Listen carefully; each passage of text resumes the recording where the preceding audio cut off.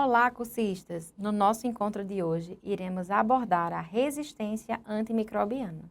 E o que são os antimicrobianos? Os antimicrobianos são produtos capazes de destruir micro-organismos ou de suprimir a sua multiplicação ou crescimento.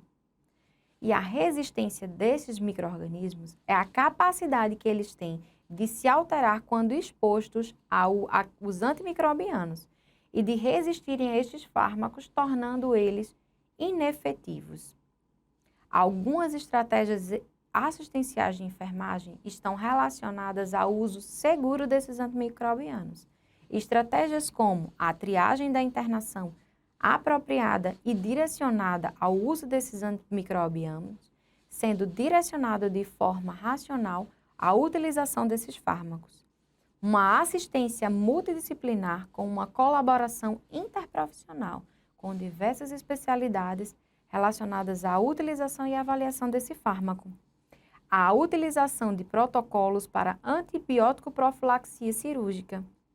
O tempo adequado para o início e a administração também da antibiótico terapia, bem como a reavaliação do plano antimicrobiano a cada 2 ou 3 dias após o início da antibiótico terapia. Também iremos abordar um pouquinho a prevenção, o tratamento e a disseminação desses micro-organismos. Algumas estratégias assistenciais de enfermagem relacionadas ao uso desses antimicrobianos estão relacionadas a medidas de precaução. Medidas estas como conjunto de ações que visam prevenir, controlar a transmissão desses micro-organismos dentro desses ambientes de assistência à saúde. Elas podem ser classificadas em medidas de precaução padrão e precauções baseadas na forma de transmissão desses micro-organismos, onde veremos agora. A primeira medida é a medida de precaução padrão. Devem ser seguidas em todos os pacientes, independente de suspeita ou não de infecção. Medida esta que vai estar relacionada à higienização das mãos, já citada anteriormente na nossa disciplina, o uso de luva e avental, a utilização de óculos e máscara e a utilização da caixa de pérfuro cortante. É importante a gente frisar o descarte, o uso desses óculos, dessas luvas e dessas máscaras são importantes para que faça a proteção desse profissional, com relação aos olhos, ao contato com sangue, a proteção de mucosa, a boca, o nariz. Então, esses são alguns equipamentos de proteção utilizados nesse sentido. E o descarte em recipientes apropriados, ele é extremamente fundamental para evitar o evento adverso relacionado ao profissional, o risco biológico, como citado anteriormente. Outra precaução é a precaução de contato. Essa precaução de contato, ela envolve a higienização das mãos, o uso do avental, as luvas e o quarto privativo. E quando vai ser indicado esse tipo de precaução?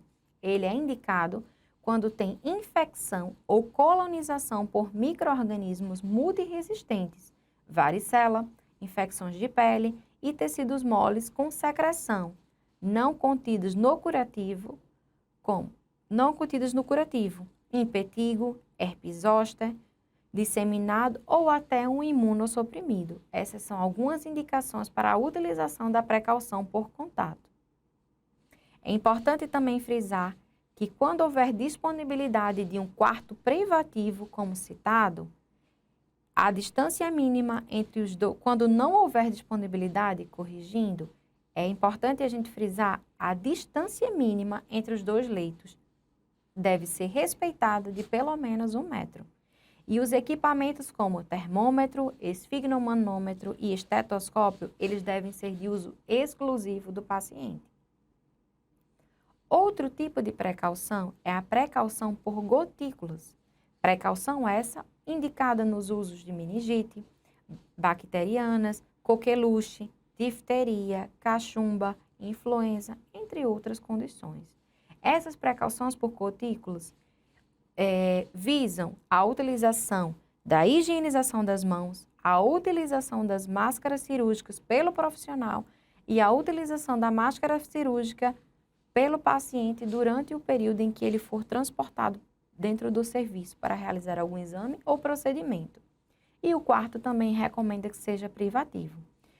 Na impossibilidade do quarto privativo, o paciente ele deve ser internado com outros pacientes que sejam infectados pelo mesmo micro-organismo.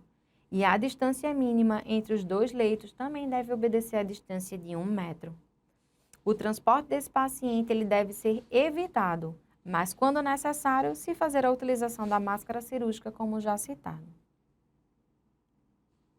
Outro tipo de precaução é a precaução por aerosóis. Precaução esta indicada através da higienização das mãos, que seria a precaução padrão, como vimos anteriormente, higienização das mãos, a utilização de máscara PFF2, também conhecida como N95 por parte do profissional, a máscara cirúrgica durante o transporte pelo paciente e também a indicação de um quarto privativo. É importante manter nesta situação a porta do quarto sempre fechada e colocar a máscara antes de entrar no quarto. Quando houver a disponibilidade, não houver a disponibilidade desse quarto, o paciente ele deve ser internado também com pacientes que possuem infecção pelo mesmo micro-organismo. Pacientes com suspeita de tuberculose resistente ao tratamento não podem dividir o quarto com outros pacientes com tuberculose. Neste caso, o paciente ele tinha uma tuberculose resistente, o que impossibilita ele de dividir com outros pacientes. O transporte também deve ser evitado, mas na impossibilidade deve-se utilizar a máscara cirúrgica durante todo o transporte. Aqui nós vamos apresentar quatro importantes estratégias para a redução da transmissão dos micro-organismos, como a limpeza terminal. A limpeza ela vai melhorar a limpeza e desinfecção dos leitos dos pacientes portadores de micro-organismos multiresistentes após a sua alta ou transferência, garantindo segurança para o novo paciente que vai utilizar aquele leito. A desinfecção diária de superfícies de alto contato nesses quartos privativos visam reforçar a necessidade de limpeza e desinfecção de objetos e superfícies, principalmente aquelas em que forem tocadas. Também é importante que seja feita a desinfecção após cada uso dos equipamentos portáteis ou a utilização de materiais descartáveis em leitos ou quartos privativos. Também é importante a melhora com relação à limpeza e desinfecção dos quartos ou leitos, e não apenas um quarto privativo, não apenas em quartos privativos. Essa é uma conduta extremamente importante como forma de prevenir a disseminação, pois alguns pacientes podem ser identificados como colonizados ou infectados de forma tardia. E aí a gente está evitando que outros sejam contaminados e que se inicie um novo protocolo a partir da descoberta daquele paciente. Então, como considerações finais, temos que as infecções relacionadas à assistência à saúde, elas possuem um grande impacto na nossa saúde. Impactam também na mortalidade desse sujeito, impactam no tempo de internamento hospitalar, impactam nos custos assistenciais relacionados a esse paciente e a todos de uma forma geral.